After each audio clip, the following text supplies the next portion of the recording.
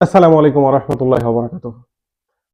সকলকে স্বাগত জানাচ্ছি আরো একটা ইন্ডিয়ান ভিসা রিলেটেড ভিডিওতে।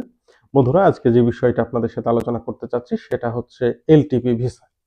তো আমরা সকলেই জানি যে ভারত বাংলাদেশী বা পাকিস্তানি এই সমস্ত বা আফগানিস্তানের নির্যাতিত হিন্দুদেরকে এক ধরনের রেসিডেন্সিয়াল পারমিট দিয়ে থাকে, যেটার নাম হচ্ছে লং টার্ম ভিসা বা এলটিভি বা লং টার্ম পারমিট ভিসা। তো এই লং টার্ম পারমিট ভিসার কিছু সুবিধা কিছু অসুবিধা আছে। সেই সমস্ত বিষয়গুলো নিয়ে আপনাদের সাথে আলোচনা করতে চাচ্ছি।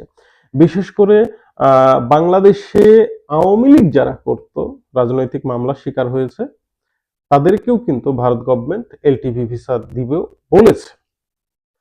যদিও বা এখন দিয়েছে কিনা কাউকে জানি না, তবে এক প্রকার আনঅফিসিয়ালি ডিক্লেয়ার হয়েছিল যে বাংলাদেশ থেকে যে সমস্ত আওয়ামী লীগের নেতারা ভারতে মানে পালিয়ে গেছে, মুসলিম, বিশেষ করে হিন্দু হলে তো সে এলটিপি ভিসা পাবে, কিন্তু মুসলিম যারা, তাদেরকেও দেওয়া হবে, তবে তাদেরকে প্রমাণ দেখাতে হবে যে তারা সত্যি রাজনৈতিকভাবে হ্যারাসমেন্ট হয়েছে।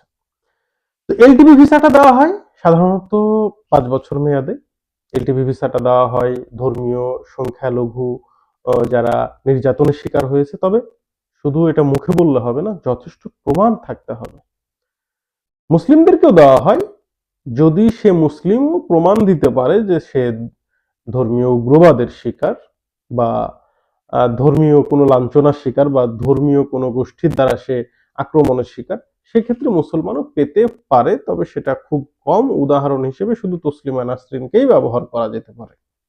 তো এলটিবি ভিসা কারা পেতে পারে? ইদানিং যেটা হয় যে বাংলাদেশ থেকে যে সমস্ত মেয়ে বা ছেলেরা ভারতীয় ছেলে বা মেয়েকে বিয়ে করে ভারতে চলে যেতে চায়, তারা অনেক ক্ষেত্রে দেখা যায় যে মেডিকেল ভিসার আবেদন করে ভারতে যাচ্ছে, তারপরে সে দেশে বিয়ে করে তাৎক্ষণিকভাবে এলটিবি ভিসার আবেদন করছে।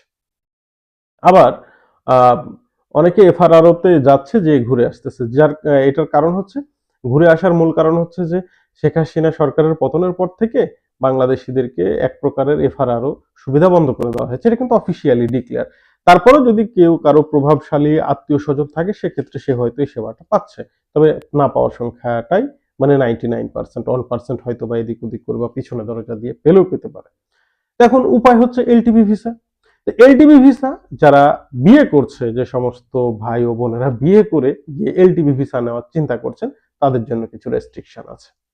আপনি যদি এলটিবি ভিসা নেন, তাহলে আপনি যে জেলাতে থাকবেন, ভারতের যে রাজ্যের যেই জেলায় থাকবেন, সেই জেলার ডিসি অফিস বা কালেক্টরেট অফিস থেকে আপনাকে ভিসার জন্য আবেদন করতে হবে, এবং দিল্লি থেকেই ভিসা আপনি পাবেন। বাট আপনার জন্য একদম রেস্ট্রিকশন হচ্ছে সেই ডিস্ট্রিক্টের বাইরে আপনি আর যেতে পারবেন না। ধরা যাক ভারতের কলকাতা জেলার বা দক্ষিণ 24 পরগনা জেলা থেকে আপনি আবেদন করেছেন এলটিবি ভিসা, আপনাকে কিন্তু আজীবন ওই দক্ষিণ 24 পরগনা জেলাতে থাকতে হবে, আপনি বাইরে যেতে পারবেন না। হ্যাঁ, যেতে পারবেন, সেক্ষেত্রে অবশ্যই আপনাকে মানে অনুমতি নিতে হবে। আপনি কোথায় যাচ্ছেন, কোন জেলাতে যাচ্ছেন, বা যে রাজ্যের যে জেলাতে যাচ্ছেন সেই জেলার কালেক্টরেটের মানে অনুমতি নিতে হবে। এই জেলার কালেক্টরেটের অনুমতি এবং ওই জেলা, দুই জেলার কালেক্টরেটের অনুমতির ক্রমে যেতে পারবে, ঠিক যেভাবে তসলিমা নাসরিন কিন্তু থাকে।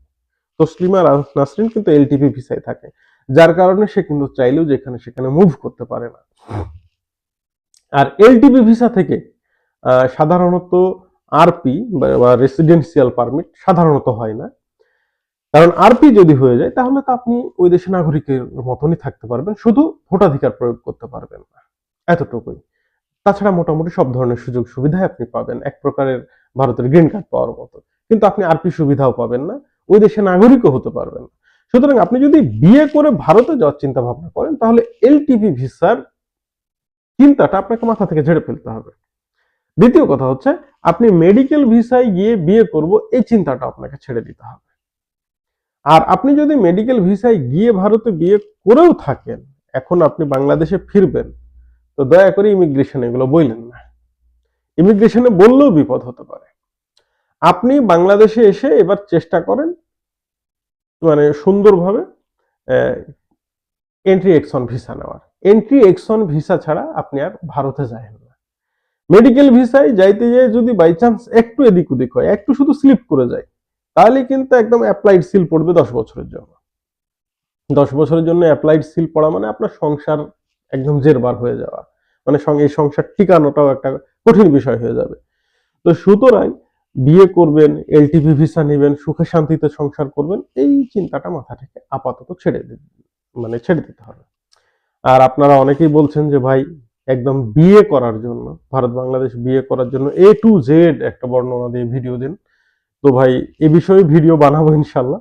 দেখি, চেষ্টা করতেছি আমি এই সপ্তাহে, যদি সম্ভব হয় এই সপ্তাহে, না হলে পরবর্তী সপ্তাহে আমি একদম ডিটেলস আপনাদেরকে একটা ভিডিও দিব। ইতিপূর্বে আমি অনেকগুলো ভিডিও দিয়েছি, তবে সিচুয়েশনের সাথে মিল রেখে এই মুহূর্তে আপনারা কিভাবে কি করবেন সে বিষয়ে আপনাদেরকে ডিটেলস তথ্য দেবো ইনশাল্লাহ আগামীতে। তো সকলে ভালো থাকবেন। আসসালামু আলাইকুম ওয়া রাহমাতুল্লাহ।